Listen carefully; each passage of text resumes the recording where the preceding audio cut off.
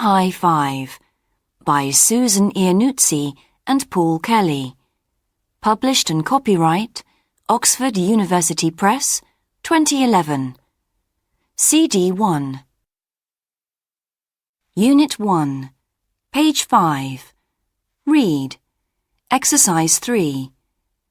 Read and listen to the text. Unusual holidays. Some people dream of their next holiday, a week at the beach, or some relaxation in the mountains. However, such ordinary holidays do not appeal to everybody. Some crave something unusual. A. Hitting the slopes in Dubai. Dubai's summer temperatures routinely surpass 40 degrees Celsius, and snow has never been recorded in the history of the city. Understandably, it is not the typical place for a skiing holiday, but in Dubai, meteorology can be overcome. Since 2005, it has been possible to enjoy 5 ski runs, a snowboarding area, and an ice cave.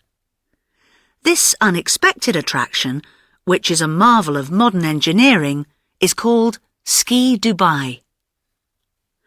Ski Dubai is an indoor facility that is part of the Mall of the Emirates, the largest shopping centre outside the USA.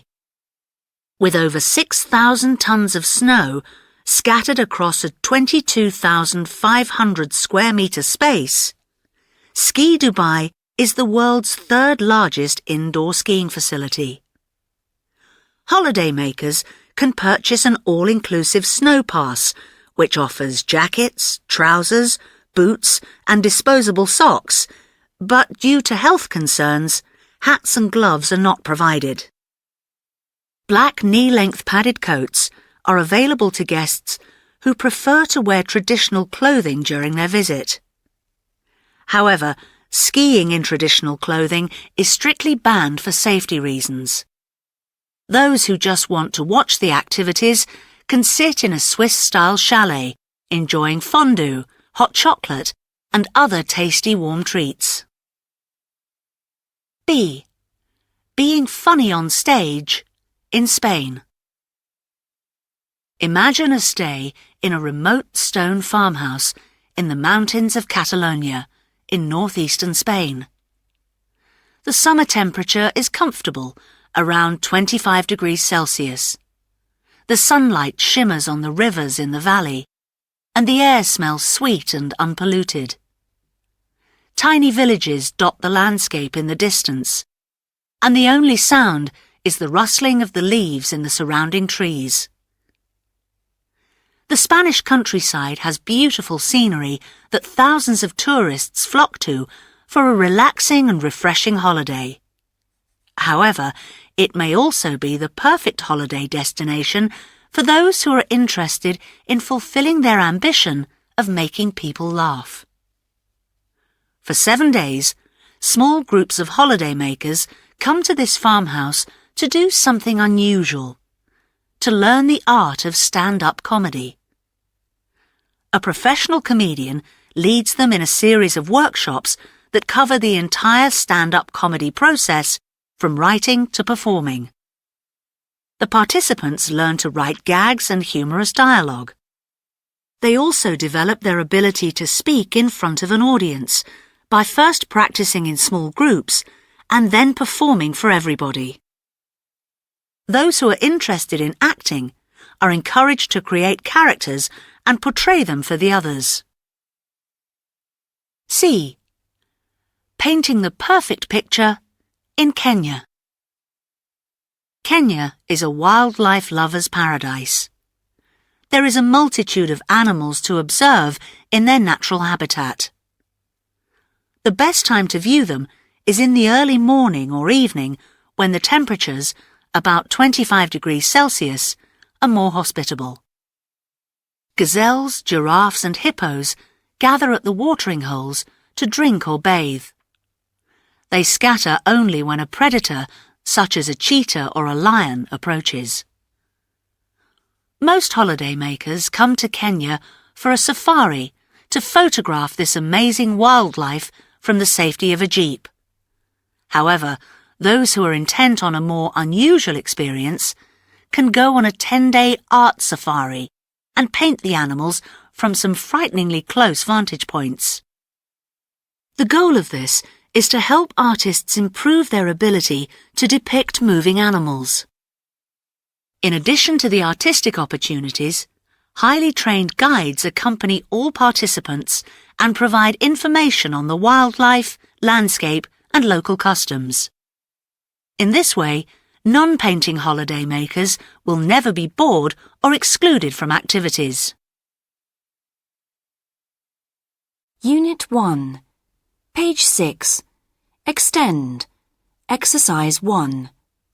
Listen and check. Rustling. Clutter.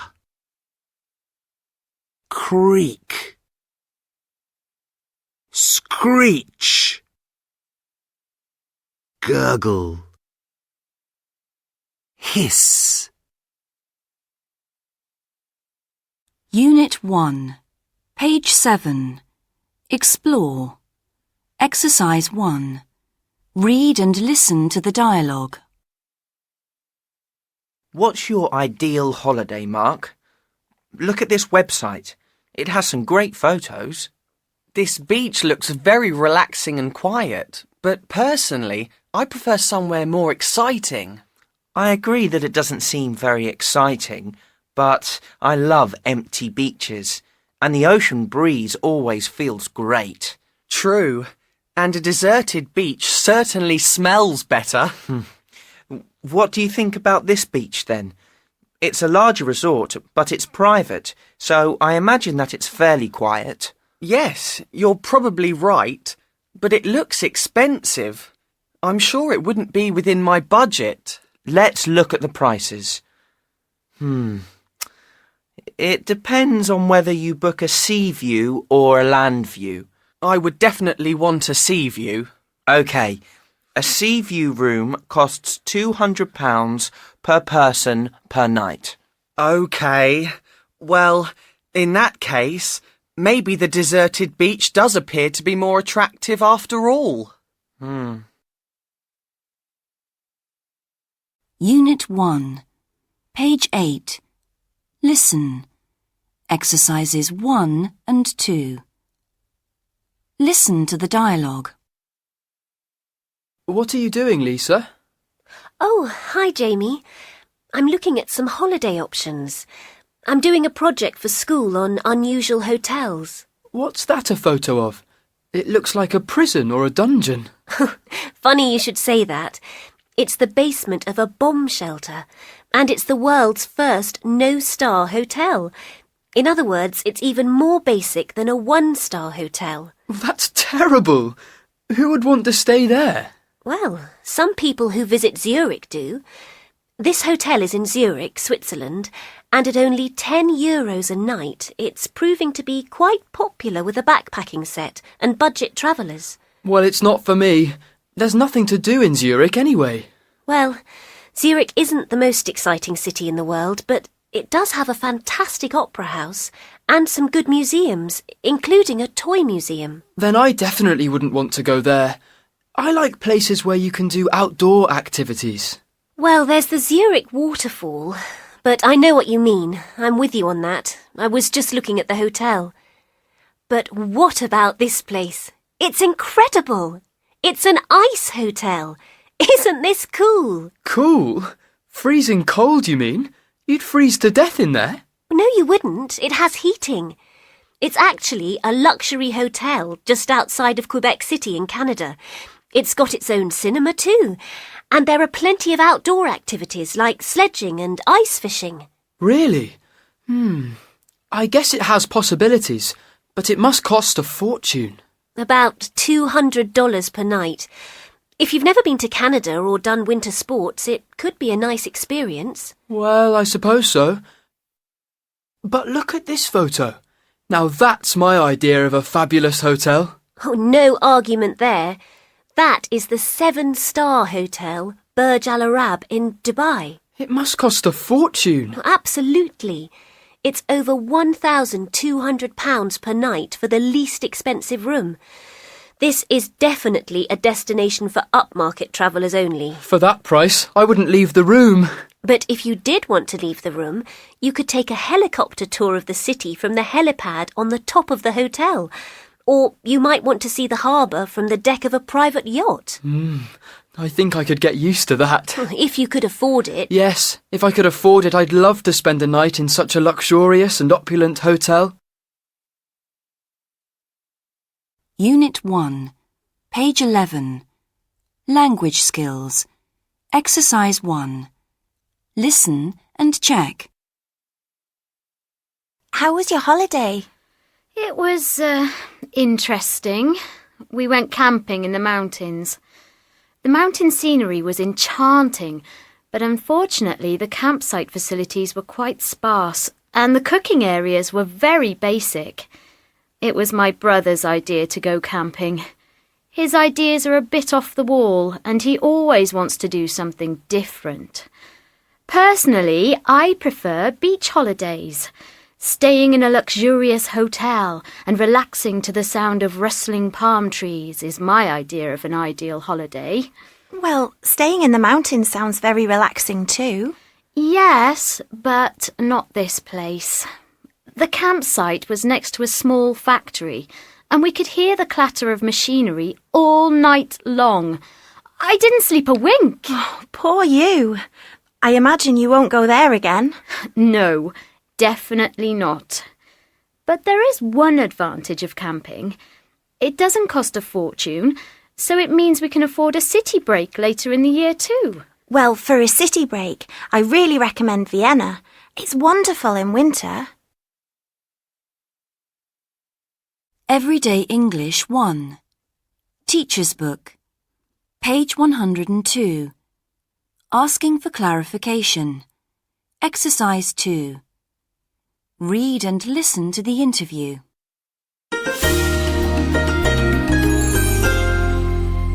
My guest this morning is Victoria Edwards, who's going to tell us about trends in the travel business. Victoria, let's start with UK holidaymakers. Where are they going these days? Good morning. Well, there's been quite a change over the last 5 years. Many people are staying in the UK for their holidays. And there has been a sharp drop in the number of people taking holidays abroad. Why is that exactly? One thing is that people are becoming more concerned about their carbon footprint, and they're worried about the impact of carbon emissions on the environment. People are making a conscious decision not to take flights to go on holiday. Carbon footprint.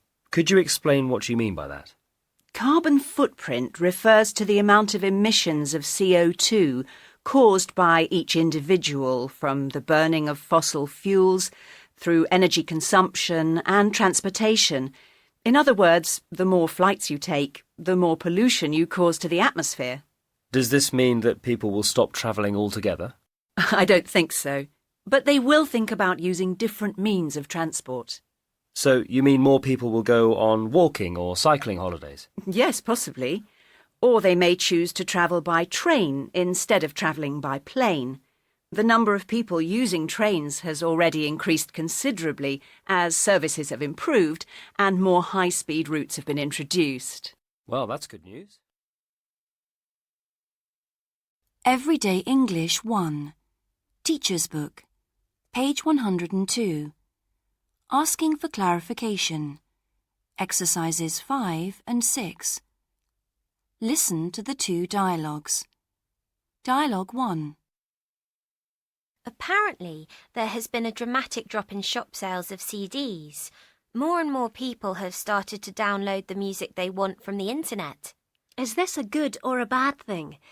Could you explain any substantial effects this might have on people in the music industry? I'm not sure if it's a good thing or a bad thing, really. It will mean that shops and record companies lose sales, yet, on the other hand, independent bands can get a chance to be successful and better known. So I suppose more music will become more accessible, and that's a good thing. Dialogue 2.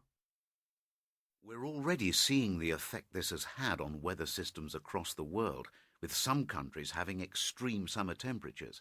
And we've also seen unprecedented amounts of rainfall in some continents. This is worrying for the future. So you mean the effect it will have on the Earth's temperature in years to come? Yes, global warming is certainly something which concerns me, and some people even believe it may be too late for any reductions in carbon emissions from now to make any difference at all.